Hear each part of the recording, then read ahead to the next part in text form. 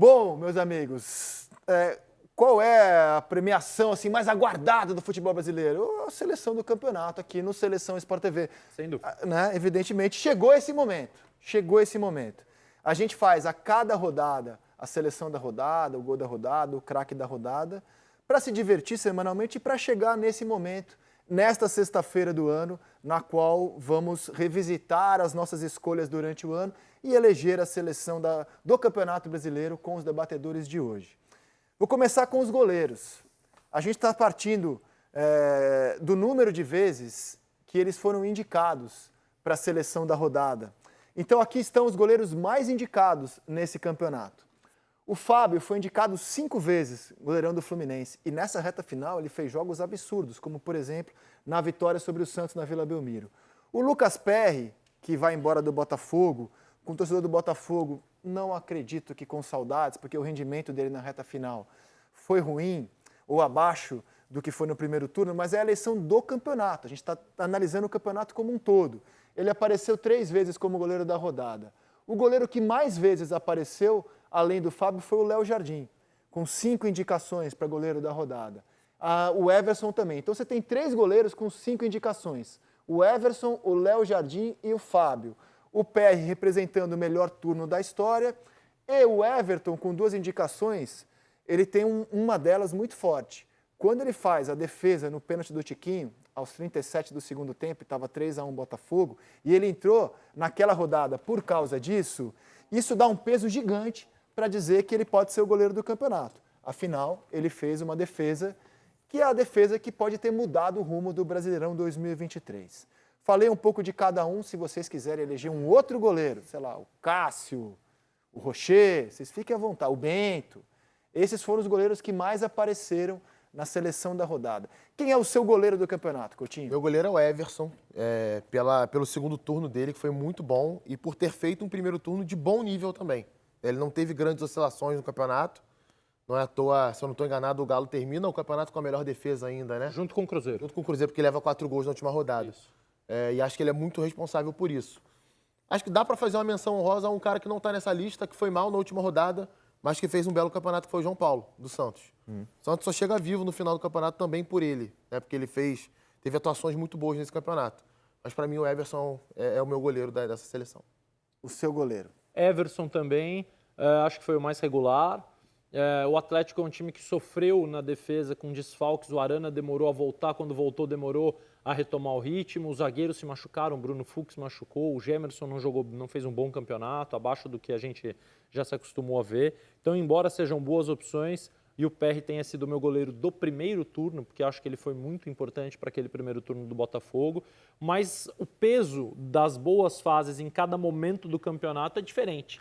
E o que aconteceu na reta final, enfim, o Everson, para mim, se manteve sempre ali numa prateleira de regularidade bem alta. Martim? Everson. Unanimidade, Everson, goleiro do campeonato. Unanimidade. Coutinho e Losetti facilitaram minha argumentação. Tá bem. Everson, goleiro do Campeonato Brasileiro.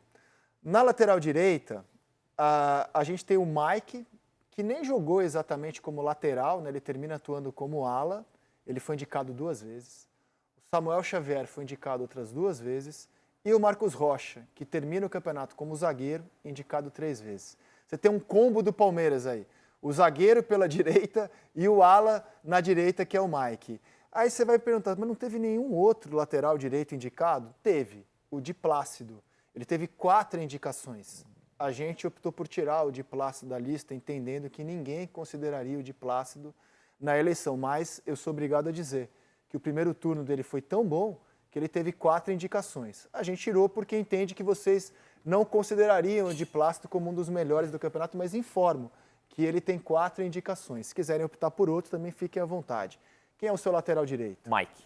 Pela versatilidade, por conseguir jogar atrás quando era preciso, jogar na frente quando era preciso, eu voto no Mike. Eu vou falar, me arrependo. Eu tomei a decisão de tirar o Di Plácido e me arrependo. Seria uma ilustração de alguém que durante o campeonato representou um time que era um time histórico. Mas é que a reta final dele é tão horrorosa, né? O Botafogo nem vai ficar com ele. É de acordo com o resto do time. Horrorosa que, assim, a gente falou, cara, ninguém nem vai considerar. Vamos poupar tempo dos debatedores. Eu acho que as indicações vão muito naquele período do campeonato que o Botafogo estava muito bem. E até nesse período ele teve algumas oscilações. É bom que se diga isso, né? Então, assim, ele tem... a curva dele é muito acentuada, para cima e para baixo. Talvez por isso que ele tenha 4 indicações. Você foi de? Mike, você vai de? Eu vou de Mike, eu acho que ele é lateral direito, com tanta capacidade ofensiva ainda, mesmo tendo aí 10 anos de bons serviços prestados, né, campeão pelo Cruzeiro lá atrás, que ele pôde ser adiantado para jogar de ala, mas na hora de defender o que muda é que em vez de ter 2 zagueiros entre ele e o Piquerez tinham 3. Ele foi importantíssimo e acho, só para entrar no assunto de Plácido, que a lesão do Rafael foi um dos problemas que o Botafogo não conseguiu solucionar. No jogo contra o Palmeiras, no Allianz Parque, o Rafael se machucou e os dois vinham revezando bastante, né? Hora jogava um, hora jogava outro. O Rafael tinha alguns problemas físicos, mas ele era muito mais jogador do que o de Plácido e acho que a longo prazo ele seria o titular, assim, sem muita dúvida. Tanto que termina com o Tietê, assim. O Botafogo termina o ano com o Tietê meio improvisado, muda o esquema para poder acomodar o Tietê ali na direita. 2 votos para Mike. Qual é o seu voto? Cara, eu acho que essa posição é uma posição que, como um todo, não só no futebol brasileiro, mas de jogadores brasileiros, não tem nenhuma unanimidade, né? Eu queria citar alguns outros laterais que foram bem nesse campeonato. O William do Cruzeiro fez um belo campeonato. Sim. Fez mesmo. Bustos do Inter fez um belo campeonato também. O O Tinga William do foi Fortaleza... bem, inclusive, na Copa do Brasil. Sim. O Tinga do Fortaleza também fez um belo campeonato. Mas para ficar nesses 3 aí, eu Você voto... pode escolher quem você quiser, tá? Não, mas eu voto no Mike, sim. Acho que o Mike ali... Eu tinha uma dúvida, né? Até as últimas 2 rodadas. Acho que o Mike... Ele deu o salto ali que me fez perder essa dúvida, mas acho que vale essa menção honrosa e vale dizer também que não é também uma unanimidade. A gente tem muitos laterais que poderiam estar nessa seleção. Embora na mesa tenha sido. Os 3 elegeram o Mike, o lateral do só um campeonato, assim como o Everson, o goleiro. E só um rapidíssimo asterisco sobre o Marcos Rocha. Eu gostei mais das atuações dele como terceiro zagueiro. Eu também. Ele jogando como um zagueiro pela direita, mais o Mike de ala, do que de fato como um lateral. Perfeito. Acho que como lateral ele perdeu um pouquinho de força, mas com a capacidade que ele tem de distribuição como um terceiro zagueiro, ele foi muito bem. Então, se você quiser votá-lo como zagueiro... Não quererei, mas agradeço. Aqui estão os zagueiros. Não, porque é possível, né? O voto é de vocês. Aqui estão os zagueiros mais indicados em seleções da rodada feita pelo time do Seleção. O Beraldo foi indicado 5 vezes, o Nino 4, o Adrielson 7 vezes. Muitos jogadores do Botafogo dominaram, né, o primeiro turno. O Fabrício Bruno foi indicado 3 vezes e o Murilo 2 vezes, o zagueiro do Palmeiras. Só indicamos o Murilo 2 vezes? Para mim, ele é o melhor zagueiro do campeonato, mas não quero influenciar ninguém, não. Escolha 2 zagueiros. Vamos lá. Adrielson e Beraldo. Adrielson, é claro que caiu de produção na reta final do campeonato, mas dentre os que caíram de produção no Botafogo, talvez ele e o Tietê chegaram mais próximos de manter um nível aceitável, assim. Então, acho que isso foi suficiente para somar com o primeiro turno absurdo que ele fez. Né? Ele não joga mal nenhum jogo no primeiro turno. Então, para mim, é Adrielson e o Beraldo. Para mim, o melhor zagueiro do campeonato é o Beraldo. Ele fez, em termos de marcação e saída de bola, eu já falei aqui, uma outra vez, para mim, até soa absurdo que ele não tenha sido convocado ainda para a seleção brasileira.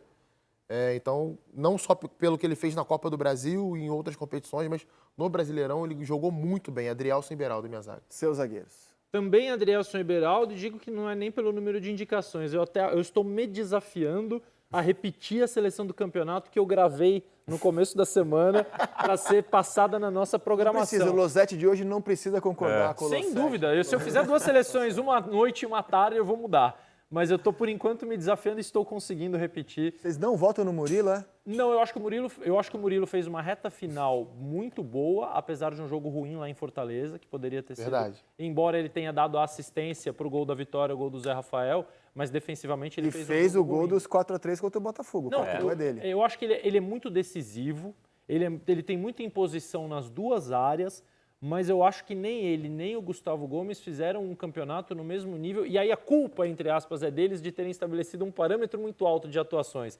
Acho que o Palmeiras como um todo foi irregular até outubro, o Abel dizia que era o pior momento do Palmeiras desde que ele assumiu, e aí de repente vem, mesmo nesse pior momento, o time não perdeu tantos jogos assim a ponto de se distanciar e de o título ficar O Gustavo inviável. Gomes eu concordo, foi um ano abaixo do padrão dele. É. O Murilo eu acho que jogou bem. Não, eu nem acho que o Murilo seja um voto ruim. Não existe. Obrigado. Se o Murilo estiver na seleção do campeonato, é justíssimo, mas os meus são Adrielson e Beraldo. O seu voto? Murilo e Beraldo.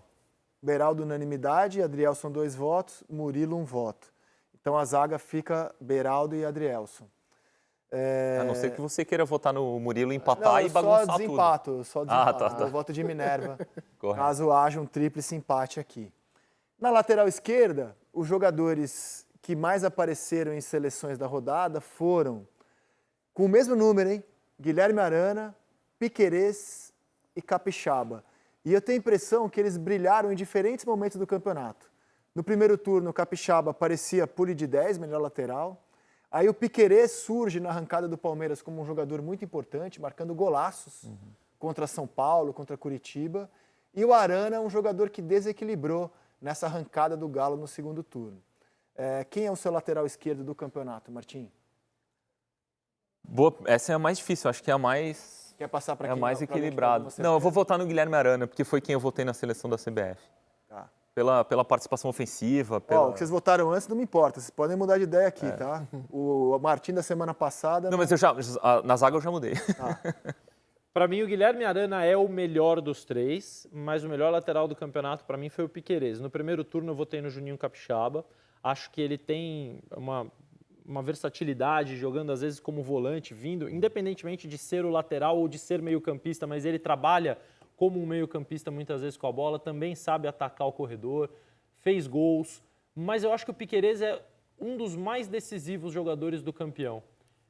E ele decide de várias formas, ele decide com assistência, ele decide com gol, ele decide na marcação, na bola parada, ele consegue ser importante de várias formas e manteve o seu nível, cresceu na reta final e acho que ele passou o Juninho ali na minha O avaliação. Palmeiras tem acertado nessa posição, né? Porque Depois o do antecessor Vinha. dele era o Vinha e agora o Piquerez. E queria só destacar o Marlon do Cruzeiro, que eu acho que fez um bom campeonato, e fazer a minha homenagem final a Fábio Santos e Felipe Luiz dessa posição e que vão deixar saudade. O Marlon teve 2 indicações.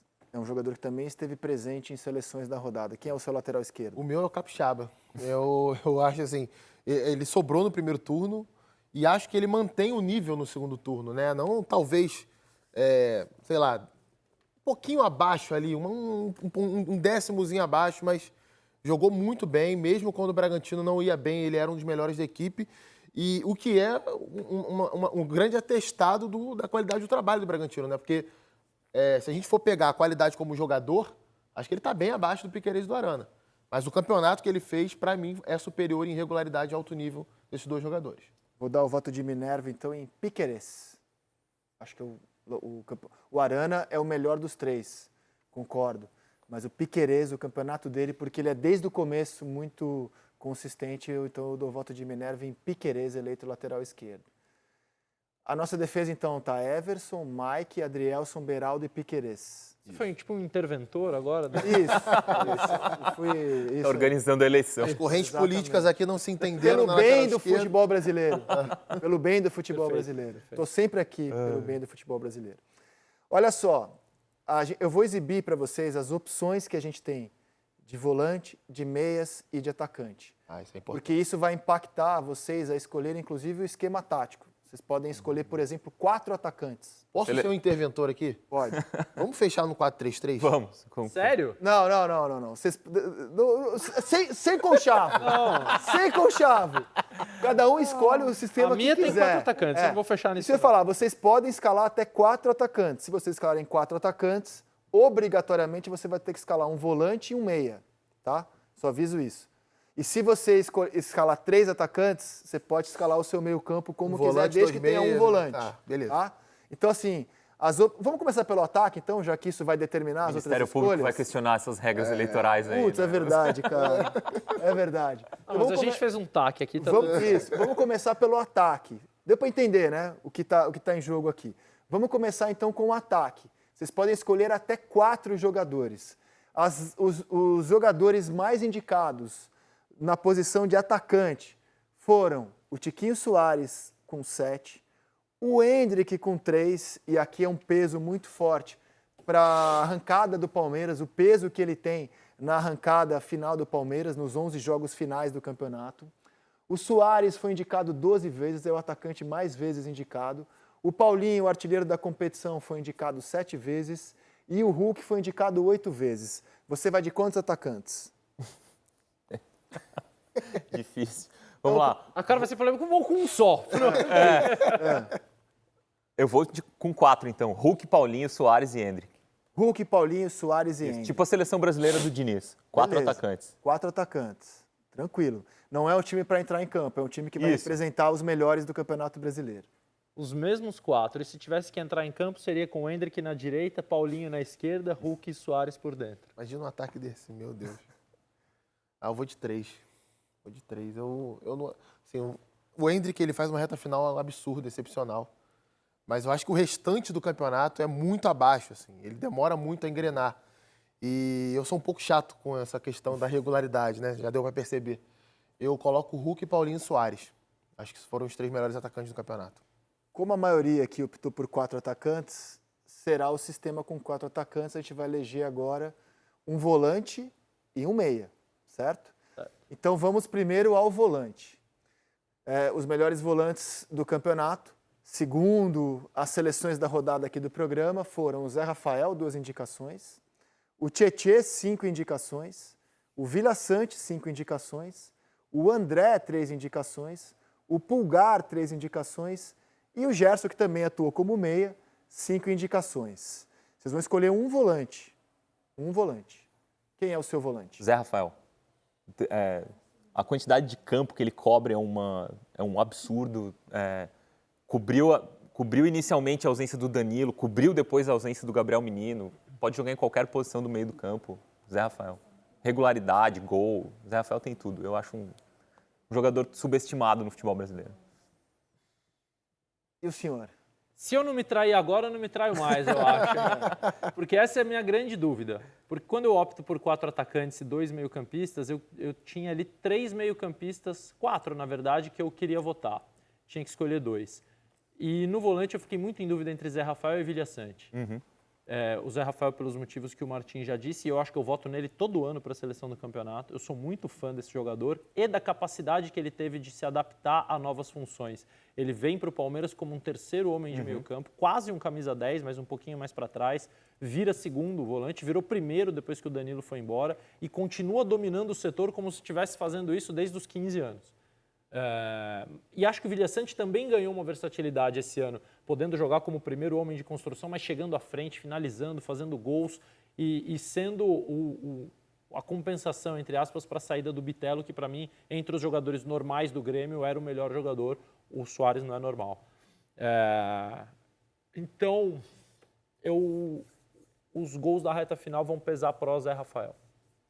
Não vou me trair, vou manter o meu voto. Cara, escolher um só me complicou muito. Não, mas você pode escolher quem são os seus 3, porque é a sua seleção. Não, seriam 2. Eu escolheria o Zé Rafael e o Pulgar. Seriam os meus 2 volantes. Mas acho que a reta final pesa muito pró Zé Rafael, principalmente porque no jogo decisivo para o Flamengo, o Pulgar levou um cartão amarelo bobo no jogo anterior contra o América Mineiro, quando o jogo já estava 2-0. Então acho que o Zé, por tudo isso que o Losetti falou, assina embaixo. Unânime. Merece estar nessa seleção. Olha, para quem achava que o Palmeiras era um campeão só porque o Botafogo derrapou, por enquanto o Palmeiras está dominando a seleção. Vamos aos meias.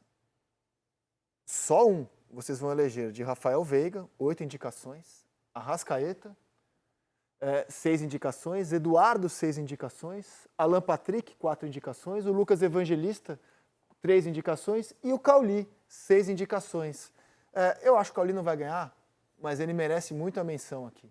Campeonato Brasileiro muito bom do meia do Bahia, que chegou até a atuar como falso 9 nesse Brasileirão. Quem é o seu meia? Rafael Veiga. Reta final de campeonato muito boa também. Talvez a gente fale mais do Endrick, porque no comparativo entre os dois, o Endrick de fato jogou melhor que o Rafael, mas o Veiga foi bem em quase todos os jogos da reta final do campeonato. Eu votaria nele, mas aí é muito disputado, hein? A Arrascaeta fez um belo campeonato também, e o Cauli tem que ter essa menção. Em determinado momento do campeonato, o Cauli era o melhor meia do campeonato. Ele acaba perdendo um pouco de fôlego na reta final com as oscilações do Bahia, Mas para mim o Rafael Veiga tem que estar na seleção. Eu estou orgulhoso dos nomes que a gente elegeu aqui após cada rodada, porque eles refletem mesmo o que a gente viu de melhor no campeonato. Então, o nosso corpo de editores mandou muito bem mais uma vez nesse campeonato. E você, Losetti? Talvez seja o meu voto mais dissonante. Para mim, o melhor meia do campeonato é o Lucas Evangelista. Eu gosto de todos que estão aí. Rapaz, que voto alternativo, hein? Eu acho que o Arrascaeta é o melhor jogador de todos que estão aí, seguido muito de pertinho pelo Rafael Veiga. O Alan Patrick é o craque do Internacional desde que chegou. Jogaria em qualquer time do Brasil. Chegou a ser eleito craque do mês em uma ocasião. Com muito merecimento. A presença do Cauli é justíssima. Quero destacar a reta final do Caleb no Fortaleza. Verdade. Muito boa, outro jogador para a gente ficar de olho. Mas o Lucas Evangelista, para mim, foi o jogador mais importante para o time no campeonato, desses que estão aí. Dependia muito da pressão que ele fazia no ataque, da forma como ele se apresentava para jogar, da velocidade que ele imprimia as transições do Bragantino. Dependia muito dele o bom funcionamento desse time, que encantou tanto que o Pedro Caixinha foi eleito técnico do mês mais de uma vez, não só aqui, mas também na CBF. Então, nesse recorte do campeonato e da importância que ele teve para o funcionamento do time, o meu voto é nele. Rafael Veiga. Ali me dói não votar no Arrascaeta, que apesar do ano ruim do Flamengo, foi um ponto fora da curva, muito melhor que o resto do time. Mas Ele é muito craque. Ele é muito craque. Enfim, mas Rafael Veiga deveria ter sido titular da seleção em vez dos 4 atacantes. Um outro nome que foi muito bem também. O campeonato não é tão comentado, o Maurício Meia do Inter. Fez um belo campeonato brasileiro. E o Eduardo, até a metade do campeonato, a gente discutiu aqui se não era ele o melhor jogador do campeonato. Foi Era uma discussão, uma vez craque do mês. era uma discussão totalmente razoável. Uma queda assustadora. Tiquinho foi craque do mês, o Eduardo foi craque do mês, Alan Patrick foi craque do mês, Soares foi craque do mês, Alan Patrick foi craque do mês. A gente fechou então a nossa seleção do campeonato. Falta o treinador do Campeonato Brasileiro. E os indicados são o Renato Gaúcho, vice-campeão brasileiro. É a primeira vez que um time vindo da Série B termina o campeonato nessa posição, vice-campeão. O Abel Ferreira, o campeão, seria um voto óbvio. O Felipão, o melhor time do retorno, foi o Galo. Depois de 9 jogos sem vitória, o Galo partiu para uma arrancada que deixou ele vivo matematicamente até a última rodada. E o Pedro Caixinha, que leva o Bragantino ao mata-mata que antecede a fase de grupos da Libertadores. Esses são os indicados. Se vocês quiserem votar em outro, fiquem à vontade. Quem para você é o treinador do Campeonato Brasileiro, Losetti? Abel Ferreira. São 4 bons trabalhos. Um dos melhores do Renato, para mim, dele no Grêmio, em todas as suas passagens. O Felipão, assim, a resiliência tanto dele como do Atlético, aquele mau início onde ele ficou 8 jogos sem vencer e a forma como o time se transformou depois, nem sempre jogando um grande futebol, mas se tornando um time muito confiável, muito sólido, é respeitabilíssimo. E o Pedro Caixinha, talvez eu votasse nele se não fosse uma oscilação do Bragantino na reta final, quando o time podia assumir a liderança e sentiu muito, e claro que a culpa não é dele, mas se reflete nas avaliações que a gente tem que fazer individuais.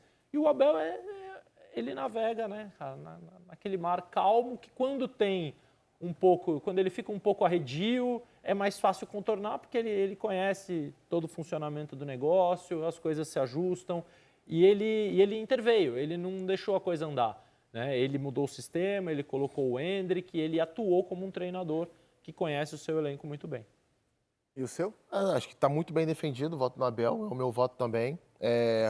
Faria uma ressalva apenas ao Renato, questão um time muito desequilibrado, né? Aí também não é um problema só dele, né? É um problema de formação de elenco do Grêmio, né? Um time, um vice-campeão com uma das piores defesas do campeonato, né? Então isso é realmente também inédito, mas é um time também muito agradável de ver com a bola, é um time que sabia exatamente o que fazer quando tinha a bola. Então acho que para mim fica essa única ressalva ali desses 4.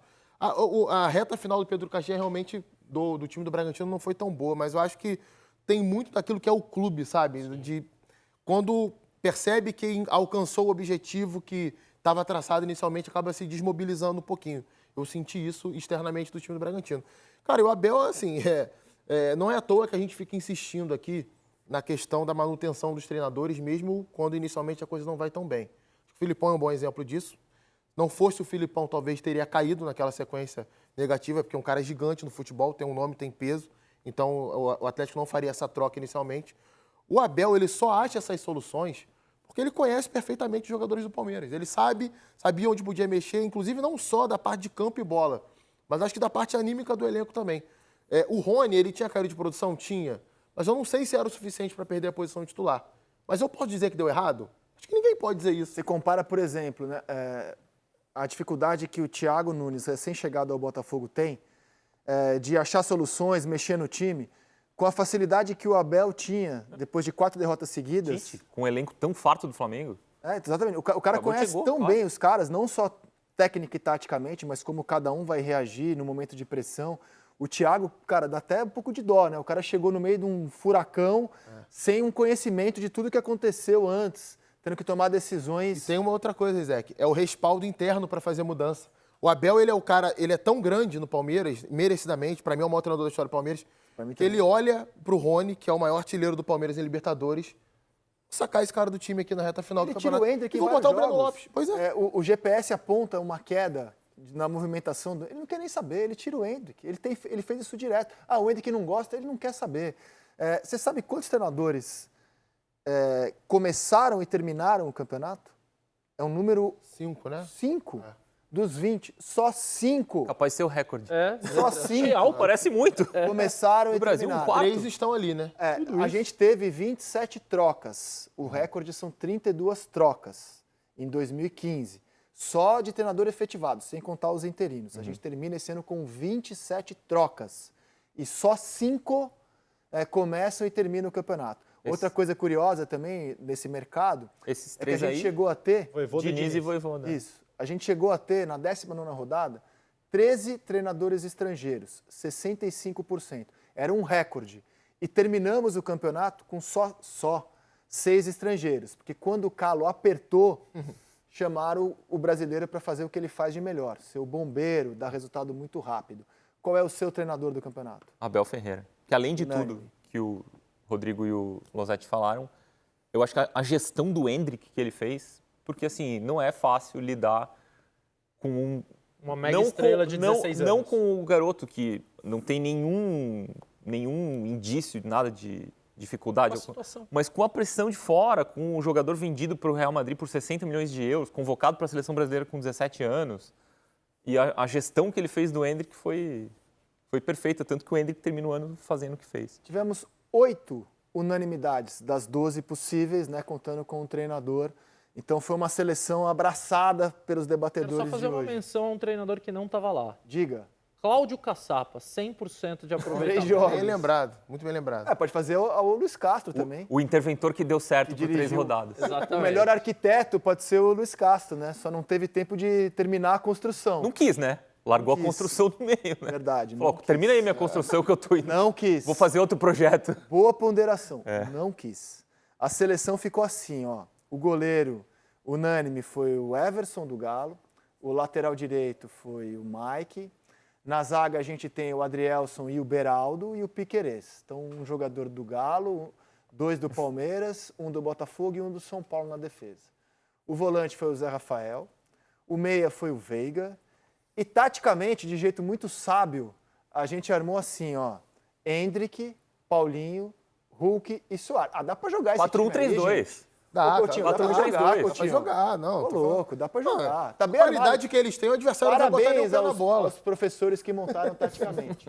Do Palmeiras. Até porque tem 2 laterais que marcam bem. Isso. Então, Agora, sabe quando o Do Abel Palmeiras Ferreira... foram 5 jogadores, mais o treinador. Do Galo foram 3, 1 do Botafogo, 1 do São Paulo e 1 do Grêmio. Agora... Nenhum do elenco mais valioso da América do Sul, o Flamengo. Sabe quando o Abel Ferreira montaria esse time? Ele já montou, hein? Em segundos tempos de jogos que em o Palmeiras segundos precisava fazer tempos, gol, ele já precisando. montou. O Abel tal. não sei, mas se você apresentar esse time pro Filipão, ele te xinga. Não, ele te interna. Ele te manda para aquele lugar. Ele te interna. Mas ele fez Rafael e Veiga de volantes com 4 atacantes, Flaco Lopes e Sim, mas era no Rony por desespero para tentar precisando ganhar. virar jogos. Endrick, Flaco Lopes, Rony e o Kevin na esquerda, na Libertadores. No jogo da eliminação da Libertadores. Não, da eliminação, Só o Fernando mas Diniz antes, assinaria isso aí. Antes ele chegou a fazer com o Dudu Verdade, de um lado, verdade. Hendrick do outro, Flaco Lopes e Rony. Só Fernando Diniz assinaria isso aí. O prêmio de revelação, ele é sempre cercado assim por muitos critérios nebulosos. Afinal, o que é ser revelação? É jogar o seu primeiro campeonato? Se for, o Beraldo não poderia ser revelação, porque no ano passado ele atuou em 3 partidas do Campeonato Brasileiro pelo São Paulo. Ele estaria fora. Moscardo e Murilo poderiam concorrer porque, de fato, estrearam no Campeonato Brasileiro esse ano. É ser um jogador jovem? Michael já foi eleito revelação com quase 30 anos, 27 anos ele foi eleito revelação. O Hendrick pode ser revelação, ele já foi eleito ano passado. Não pode ser bicampeão do prêmio No Revelação. prêmio oficial do campeonato, revelação. Não pode ser bicampeão da revelação. Né? Não dá. Então a gente faz assim uma flexibilização na questão de obrigatoriamente ter que ser o primeiro campeonato para deixar aberto o campeonato que realmente marca, porque as pessoas nem se lembram que o Beraldo jogou 3 partidas no ano passado. Para ser o primeiro campeonato de fato, como afirmação, como surgimento, como um jogador de quem muito se falou. Eu acho que esses 3 nomes são muito bons, porque o Murilo, ele, cara, jogou muita bola, hein? Ele pegou um Corinthians que era um time horroroso, ele estreia com o Cuca e o Vanderlei é o treinador que coloca ele no time titular e ele carrega aquela defesa nas costas. E o desempenho que ele vem tendo no Nottingham Forest é um negócio impressionante para um jogador da idade dele. Ele foi eleito no mês passado o melhor jogador do clube na Premier League. Ele já deu caneta no Salah, ele está jogando muita bola na Inglaterra. O Moscardo é um jogador muito jovem também, titular hoje do Corinthians, e o Beraldo, para vocês, é o melhor zagueiro do campeonato, então eu imagino que ele vai ganhar esse prêmio.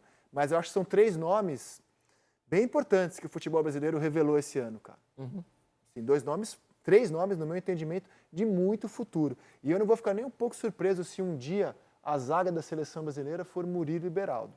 2 canhotos, né, 2 jogando. canhotos. Tamanha a qualidade que eles demonstram. Mas quem são? Vocês votariam em quem para revelação? Assim, eu acho que revelação, o nome já diz, é o jogador que se revela naquele campeonato, né? Que você não conhecia antes. Por mais que o Beraldo ele tenha jogado só 3 jogos no ano passado, ele já tinha feito o primeiro semestre. O Murilo também tinha feito um primeiro semestre. Eu vou votar no Moscardo. Acho que a revelação, o jogador que eu conheci melhor nesse campeonato foi o Moscardo, em bom nível. Nem Bom sempre critério. com grandes atuações, porque o Corinthians também não possibilitava isso. Aí você imagina um garoto de 17 anos no meio da bagunça que foi o Corinthians durante vários jogos dessa temporada, e mesmo assim ele consegue bem. E para mim o que é definitivo para eu votar nele é o gol decisivo que ele faz contra o Vasco, num jogo que basicamente salvou o Corinthians do rebaixamento. É um bom critério. O Beraldo, eu acho que ele pode ser incluso, sim, na questão da revelação. Mas como ele já ganhou na seleção do campeonato... Você tá me quebrando, né? Eu não queria colocar o Beraldo para já ter estreado, mas eu imaginei que todo mundo ia querer votar no Beraldo. Eu falei, vamos pôr o Beraldo. É que eu acho assim, só simplesmente para poder contemplar outro destaque do campeonato, eu vou no Murilo. Embora ele não tenha feito o campeonato inteiro, mas eu acho que foi tão marcante a participação dele, porque ele entra no momento... O Corinthians foi uma bagunça o ano inteiro, mas ele entra no momento mais bagunçado do Corinthians. Aquele momento de ter 4 treinadores indiferentes em 4 jogos. Ele estreia Os com primeiros o Cuca. 4. Ele estreia com o Cuca. E vira titular com o Danilo, que tem um jogo só, o clássico contra o Palmeiras. O Luxemburgo mantém o Murilo.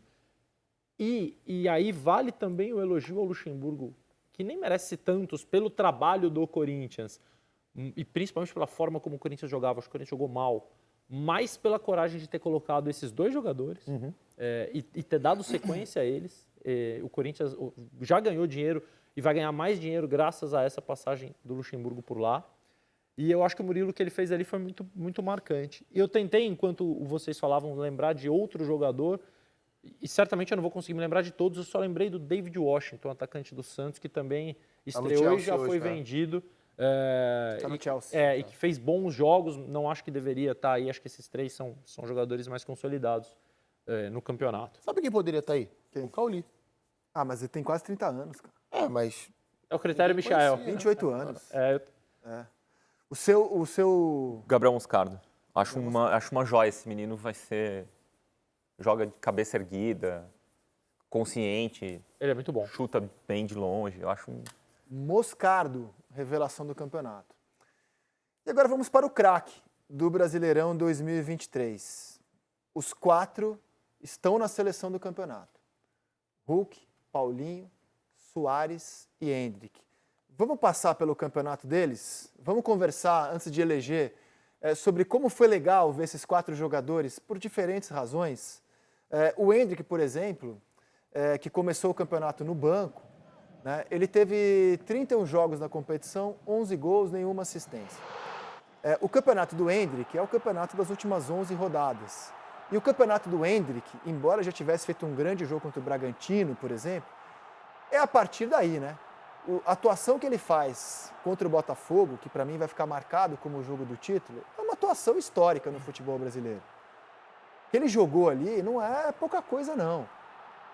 Ele derrubou, assim, o então melhor time do campeonato. Foi eleito o craque do mês de novembro, em função dessa arrancada do Palmeiras. E certamente não foi o melhor jogador quando você pensa o todo do campeonato. Mas no momento mais decisivo, ele foi o rosto do Palmeiras. O Paulinho, só o fato de dizer que ele é o artilheiro do campeonato já basta para ele estar indicado. Mas além disso, ele fez uma dupla com o Hulk.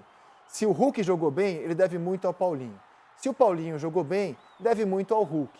Os dois como dupla funcionaram maravilhosamente bem. E há razões de sobra para quem quiser eleger o Paulinho como nome do campeonato também. Esse dado é importante, hein? Dos 20 gols, 12 desempataram o placar. Também acho bem importante. Mais da metade dos gols dele foram gols que desempataram o placar. Né? E ele se descobre um artilheiro, né? Porque não era uma marca dele como jogador, né? O Paulinho era um cara que podia jogar como um segundo atacante, abrir espaço, jogava de corredor, velocista, não velocista, mas rápido, mas assim, um grande finalizador. Losetti, ele tem mais gols nessa temporada do que em toda a carreira. Exatamente.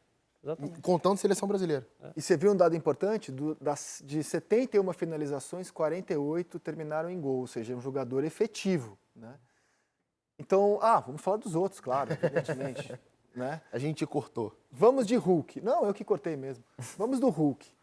Cara, os números do Hulk, eles são muito bons, mais uma vez. Né? De 21 para cá, não tem ano em que o Hulk jogou mal. Não tem. De 21 para cá, ele entrega muito, cara, muito. É um jogador muito regular e regular para cima, né? Esse ano, dos 15 gols, 10, como vocês viram ali, foram quando o time perdia ou empatava também, um ótimo número. Das 11 assistências que ele deu, 6 foram quando o time perdia ou empatava. Ele é o jogador do Galo com mais indicações para a seleção da rodada, 9.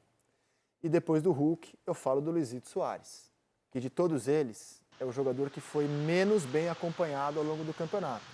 Né? Hulk, Endrick, Paulinho tiveram companheiros de profissão que deram mais suporte a eles do que o Soares para fazer o que fez no Grêmio. 28 participações em gols no campeonato. Meu Deus, é muita coisa. Sim. E fora as participações, o que deveriam ser participações em gol e os companheiros dele não entenderam. Isso aconteceu com frequência. Ele se movimentava, dava um passe e ele olhava assim e falava... Só para pegar um traço comparativo, todo mundo concorda que o Hulk em 2021 foi o craque unânime do campeonato, né? O Soares fez mais que ele nesse ano. O Hulk, se a gente somar a participação em gols em 2021, aquele título do Galo, a gente chega a 26. O Soares fez 28 nesse ano. E com um joelho a menos. E ele é o líder de assistências no campeonato sem bater falta, sem bater escanteio. Que é sempre infla os números de assistência. Ano passado foi o Gustavo Scarpa, sempre é o cara que bate as faltas, bate os escanteios. Normalmente é o cara com mais assistências. O Soares fez esse número de assistências sem ser ele o cara da bola parada, porque ele era o cara que recebia a bola parada. Né? Vamos ver os últimos craques? A gente listou os últimos 10 craques eleitos no prêmio da CBF, os últimos 10 craques do Campeonato Brasileiro. Em 13 e 14 foi o Everton Ribeiro, do time bicampeão, o Cruzeiro. Em 15 foi o Renato Augusto, do time campeão, o Corinthians, que tinha à época o melhor desempenho da história dos pontos corridos, depois superado pelo Flamengo do Jesus. O Gabriel Jesus, do Palmeiras campeão, foi eleito em 16. O Jô, do Corinthians campeão, foi eleito em 17. O Dudu, do Palmeiras campeão, foi eleito craque em 18. O Bruno Henrique, do Flamengo campeão, foi eleito em 19. Aí o Claudinho destoa, né? Ele não é um jogador de time campeão, que foi o Flamengo naquele ano. O Claudinho foi eleito craque. E a revelação, no mesmo ano, 2020. Em 21, o Hulk, do Galo campeão, foi eleito. E o Gustavo Scarpa, do Palmeiras campeão, foi eleito ano passado. Quem agora vai aqui no Seleção preencher a figurinha de 23? Quem é o craque do campeonato para você, Coutinho? Para mim é o Soares. Eu falei sobre isso aqui, acho que um mês antes do campeonato Antes de ser modinha, né? Você pode dizer que, eu pode dizer que elegeu o Soares craque antes de ser Olha, modinha. eu posso dizer que... Pode, eu sou testemunha. eu tava no aqui Sport também, TV, né? no Seleção, em outros programas eu falei, venho falando há um Sim, tempo, ó, sim. o Soares já passou o Tiquinho. Que absurdo! Esse cara é maluco, não sei o quê. Já passou o Tiquinho, já passou o Tiquinho. Foi. Cara, e assim, Você pode reivindicar que você já dizia isso antes de ser modinha. muito obrigado. Então, assim, pra mim ele não só por essa questão da participação dos gols, né, mas por tudo que ele gerou de jogo ao Grêmio, né? Eu até já falei também isso, acho que ele muitas vezes era o sistema ofensivo do Grêmio. E eu não estou dizendo, e aqui não vai nenhuma crítica ao Renato, não estou diminuindo o trabalho do Renato. Mas quando você tem um jogador de tanta qualidade como o Soares, essa qualidade até às vezes se impõe ao sistema que você escolhe para o jogo. As ações ofensivas vão gerar muito em torno dele e através da inteligência dele. Eu gostaria também de fazer uma menção honrosa ao Hulk, porque eu acho até que o campeonato do Hulk é melhor que o do Paulinho, a gente pegar o campeonato inteiro, porque é um jogador que foi ridicularizado aqui no Brasil quando atuou pela seleção brasileira, como se fosse um jogador só de força, né? O Hulk é um jogador de força, faziam piada com o corpo dele, né, e tudo mais, e desde que ele voltou ao Brasil, ele prova que tecnicamente ele é muito bom jogador, como sempre foi. Então, acho que isso vale até de alerta a forma como alguns jogadores da atual seleção brasileira são tratados. Quando voltarem ao Brasil, as pessoas vão olhar, pô, estava errado, esse cara não era tão ruim como eu falava, não. Não tem atacante de 21 para cá entregando o que o Hulk entrega. Não. Não tem. Regularidade dele. O seu craque do campeonato, Alexandre Losetti? A minha dúvida, e eu cultivei por muitos dias, era Paulinho ou Luizito Soares. Eu acho que o primeiro turno do Hulk foi não ruim, porque ele não jogou mal, como você bem disse, mas abaixo. E em alguns jogos ele me parecia aborrecido demais, cansado de tudo aquilo. Muita reclamação com a arbitragem. Parece meio Abel Ferreira, assim. Cara, mas eu acho que pouco o futebol brasileiro produz esse tipo de Gera, cansaço, gera, esse tipo de sim. desgaste. Gramado ruim. Gramado ruim, arbitragem ruim, calendário Torcida ruim, xingando em aeroporto. violência de torcida. O futebol brasileiro produz pesado, esse tipo de pesado. estresse mesmo. É que eu acho que ele cresce muito do meio do campeonato para frente e vejo o Paulinho numa regularidade em alto nível por mais tempo, além de ter se revelado, né, revelado uma nova face do seu jogo. Mas não tem como, foi por pouco, mas eu vou de Luizito também, porque assim, a forma como ele, além de tudo, o que mais me chama a atenção nós estamos falando de um dos maiores atacantes da história do futebol, um dos maiores atacantes da história, não do século, não do Uruguai, não do Grêmio, da história do jogo, que veio aqui e se comportou absolutamente como um jogador qualquer, não no sentido pejorativo, mas como qualquer um, como qualquer outro, com as mesmas obrigações dentro e fora de campo, se sacrificando, jogando muito mais jogos do que eu imaginei que ele fosse jogar, Sim. mesmo sentindo muita dor, se dedicando absurdamente dentro de campo, se movimentando, muitas vezes batendo até faltas e sabe, não vou ser o cara que vai ficar na área para tentar fazer o gol, virando o cara da assistência, virando o garçom. Então, às vezes eu acho até que soltando a bola mais rápido do que eu esperava. Eu falo, não, segura um pouquinho.